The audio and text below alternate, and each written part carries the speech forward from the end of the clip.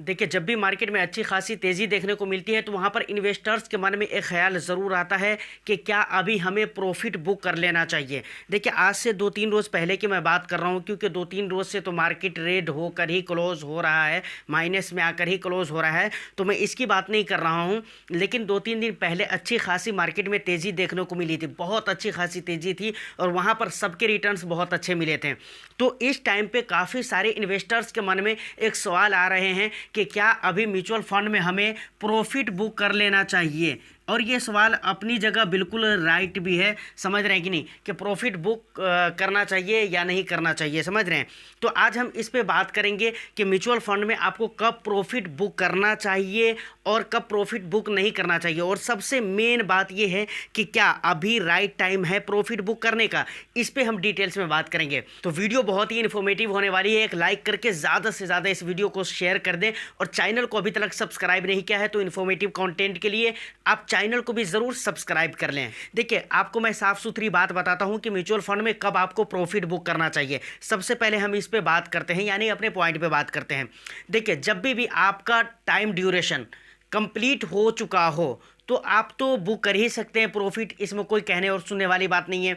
मानकर चलिए आपने 10 साल के लिए इन्वेस्टमेंट किया था, 10 साल आपका कंप्लीट हो गया, तो ऐसी सूरत में क्या होता है, प्रॉफिट आपको बुक कर ही लेना चाहिए। कोई ऐसी बात नहीं है। ऐसी कंडीशन में अगर कोई बंदा प्रॉफिट बुक कर लेता है तो वो गलत नहीं करता है, अपनी जगह बिल्कुल सही है। अब जब वो प्रॉफिट बुक कर रहा हो, उसका टाइम पीरियड कंप्लीट हो, उस साल में मार्केट अच्छा हो या बुरा हो, ये उसकी किस्मत की बात है, ये एक अलग मैटर है। लेकिन फाइनली मैं कहना ये चाहता हूँ कि टाइम ड्यूरेशन कंप्लीट है तो कोई बात नहीं है, आप प्रॉफिट बुक कर लीजिए। तो प्रॉफिट बुक करने का ये पहला कंडीशन था। दूसरा कंडीशन क्या है प्रॉफिट बुक करने का, जब मार्केट में बहुत अच्छी खासी तेजी हो, जैसे कि अभी कुछ दिन पहले 2-3 रोज पहले देखने को मिला था, 2-3 रोज 4 रोज पहले जो तेजी थी, इस तरह की तेजी हो, काफ़ी अच्छे खासे रिटर्न्स आपको मिल चुके हो। और दूसरी बात कि आपका टाइम ड्यूरेशन कंप्लीट होने वाला हो।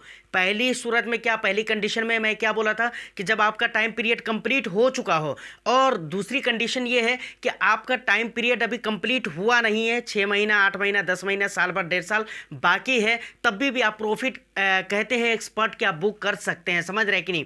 लेकिन यहाँ पर एक और भी बात बताई गई है कि मान लीजिए आप यहाँ पर प्रॉफिट बुक कर लेते हैं, समझ रहे हैं, प्रॉफिट आपने बुक कर लिया, इसके बाद आपको साल भर या 6 महीने 8 महीने के बाद पैसे की ज़रूरत है, तो उस पैसे को निकाल कर आपको अपने पास घर में रखना नहीं चाहिए, बल्कि वहाँ पर आपको इन्वेस्टमेंट कर देना चाहिए। कहाँ पर इन्वेस्टमेंट करना चाहिए, किसी भी जो है ना लिक्विड फंड वगैरह में आपको डाल देना चाहिए, ताकि वहाँ से आपको कुछ रिटर्न्स आ सके, आपके पैसे अपने वैल्यू को लूज़ ना कर पाए। देखिए, एडलवाइस एसेट मैनेजमेंट के हेड दीपक जैन कहते हैं कि प्रॉफिट बुक करने का एक तरीका ये भी है, ख़ास तौर से म्यूचुअल फंड में प्रॉफिट बुक करने का एक तरीका ये भी है कि जब भी आपको पैसे की ज़रूरत हो तो आप वहाँ पर आप अपने फंड को रिडीम करा लीजिए और उस पैसे को आप इस्तेमाल कर सकते हैं। जैसे मानकर चलिए कि अचानक अगर कोई इमरजेंसी आ जाती है आपके साथ, समझ रहे हैं कि नहीं, तो उस इमरजेंसी में आपके पास अगर इमरजेंसी फंड नहीं है, तो अचानक में इमरजेंसी आई है ना, कोई इमरजेंसी फंड भी नहीं है, तो वहाँ पर दीपक जैन जी कहते हैं कि भाई आप अपने फंड से पैसे को रिडीम करके और आप उसको यूज़ कर सकते हैं। लेकिन वहाँ पर आपको कुछ बातें ध्यान देने की ज़रूरत होती है।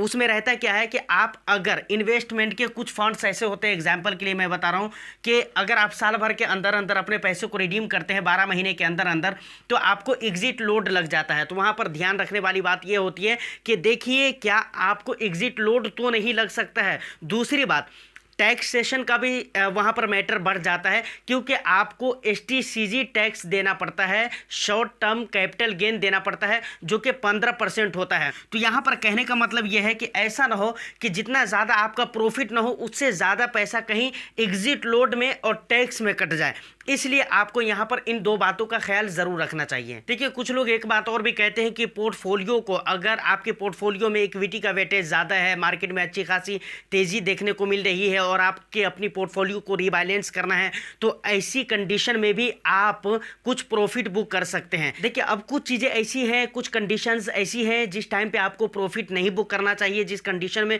प्रॉफिट नहीं बुक करना चाहिए, लेकिन फिर भी उसके बावजूद भी कुछ इन्वेस्टर्स इस तरह की गलती करते हैं। देखिए, सबसे पहली मिस्टेक क्या होती है कि मानकर चलिए मार्केट में अभी बहुत अच्छी खासी तेज़ी देखने को मिल गई, अभी मैं बोल दिया हूँ, लेकिन कभी भी ऐसा होता है तो इस बात को आप याद रखें कि कभी भी अगर मार्केट में बहुत ज़्यादा तेज़ी होती है तो कुछ इन्वेस्टर्स क्या करते हैं, वहाँ पर अपना प्रॉफिट बुक करने लगते हैं। क्यों बुक करने लगते हैं? गिरावट के डर से, गिरावट के डर से वो अपना प्रॉफिट बुक करने लगते हैं। भाई उनको ये लगता है कि ऐसा ना हो कि अभी अच्छा खासा रिटर्न्स मिल चुका है और अगर अभी मैंने अपने प्रॉफिट को बुक नहीं किया तो फिर से ये माइनस में न जाने लगे, इस डर से सिर्फ प्रॉफिट बुक करते हैं। जबकि मैं ये कहता हूं कि भाई इस तरह में आपको प्रॉफिट बुक करना 100% गलत है। इस तरह आपको प्रॉफिट नहीं बुक करना चाहिए, ख़ास तौर से जब आपका टाइम ड्यूरेशन कंप्लीट ना हो, आपके टाइम ड्यूरेशन को कंप्लीट होने के लिए 5 साल 7 साल 8 साल बाकी हो। इस तरीके से अगर टाइम पीरियड कंप्लीट होने में बाकी हो और सिर्फ आप इस डर से प्रॉफिट बुक कर रहे हैं तो आप 100% वहाँ पर गलत कर रहे हैं। ऐसा आपको नहीं करना चाहिए। मान कर चलिए कुछ देर के लिए हम मान लेते हैं मार्केट में अगर गिरावट हो भी जाती है तो अभी आपके पास लंबा समय है ना, आपकी पोर्टफोलियो तो रीबैलेंस हो सकती है या फिर वो अच्छा खासा प्रॉफिट में भी आ सकती है आने वाला फ्यूचर में ना। तो आप एक तेज़ी के बाद गिरावट के डर से सिर्फ प्रॉफिट बुक कर रहे हैं तो ये गलत है। अच्छा, कुछ इन्वेस्टर्स ऐसे भी होते हैं जो लंबे समय के लिए इन्वेस्ट करते हैं। मान कर चलिए 10 साल 15 साल 20 साल के लिए वो इन्वेस्टमेंट करते हैं, लेकिन वो क्या करते हैं 1 साल 1.5 साल 2 साल 2.5 साल पे इस तरीके से कुछ पैसे जो है ना अपने फंड से निकाल लेते हैं। भाई अब कुछ लोगों की मजबूरी होती है, मजबूरी की तो हम बात ही नहीं करेंगे, मजबूरी तो मजबूरी होती है, लेकिन कुछ लोग अपने पैसे को निकाल लेते हैं ज़्यादा समझदारी की वजह से या पता नहीं क्या किस मजबूरी से या किस शौक से, समझ रहे हैं, मजबूरी की तो हम नहीं बात कर रहे हैं। ऐसा निकालना बिल्कुल गलत है क्योंकि यहाँ पर आपको कंपाउंडिंग का बेनिफिट नहीं मिल पाएगा। समझ रहे हैं कि नहीं? कंपाउंडिंग का बेनिफिट अगर आपको चाहिए तो वो चीज़ आपको यहाँ पर नहीं मिल पाएगा। देखिए अब इसको इस तरीके से समझिए, मान लीजिए कि 5,000 रुपये के आप मंथली SIP कर रहे हैं, 5,000 के SIP आप कर रहे हैं हर महीने, तो 1 साल के अंदर 12 महीने के अंदर ये टोटल इन्वेस्टमेंट कितने हो जाएंगे? 60,000 रुपये हो जाएंगे। समझ रहे कि नहीं? 60,000 रुपये हो जाएंगे। मान लीजिए ये 60,000 रुपये ये आपका इन्वेस्टमेंट अमाउंट है, लेकिन ये बढ़कर जो है ना करेंट वैल्यू इसकी कितनी है? मान लीजिए 70,000 रुपये है, ज़्यादा नहीं मानते हैं, 70,000 रुपये आप मान लीजिए कि 70,000 रुपये ये हो चुका है। अब देखिए यहाँ पर आपका वैल्यू कितना? 70,000 रुपये हो चुका है, मतलब 10,000 रुपये के प्रॉफिट में है आप।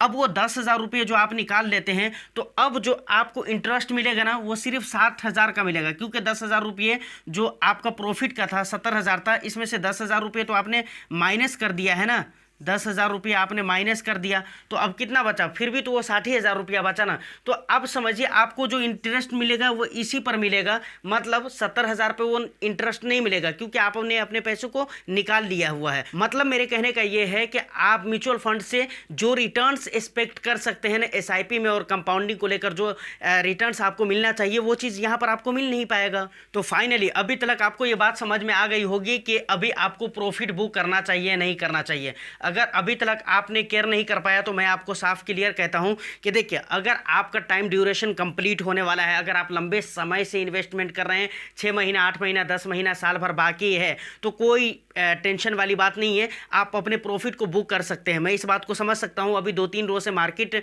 माइनस में जा रहा है, वहां पर रेड होकर ही बंद हो रहे हैं, इसमें कोई दिक्कत वाली बात नहीं है। मैं बात शुरू में ही बता चुका हूं कि मैं बात आज से 2-3 दिन पहले जो तेज़ी थी उस तेज़ी को लेकर मैं कर रहा हूं। तो वहां पर आपको बहुत अच्छा खासा रिटर्न्स मिला है, 6 महीना 8 महीना बाकी है, तो कोई दिक्कत नहीं, आप प्रॉफिट वहां से बुक करके इक्विटी से अपने पैसे को निकालकर डेट फंड वगैरह में शिफ्ट कर सकते हैं ताकि वहां से भी आपको कुछ रिटर्न्स मिल सके। लेकिन एक बात और भी कहना चाहूँगा कि अगर आपको पैसे की ज़रूरत नहीं है तो उसको भी मत निकालिए, कोई बात नहीं है, आप टाइम ड्यूरेशन को पूरी तरह से कंप्लीट ही होने दीजिए। और बाकी मजबूरी वगैरह वाली बात है तो उस पर तो कोई बात ही नहीं करनी है, क्योंकि वो तो मैं शुरू में ही बोल चुका हूँ, मजबूरी होती है, उस पर किसी तरह की कोई बात करनी ही नहीं है। तो उम्मीद करता हूँ कि वीडियो आपको अच्छी लगी हो। वीडियो अगर अच्छी लगी है तो एक लाइक कर दीजिए, शेयर कर दीजिए, चैनल को सब्सक्राइब नहीं किया तो चैनल को भी ज़रूर सब्सक्राइब कर लें। मैं फिर मिलता हूँ किसी नेक्स्ट वीडियो में, जब तक के लिए all the best. Thank you for watching.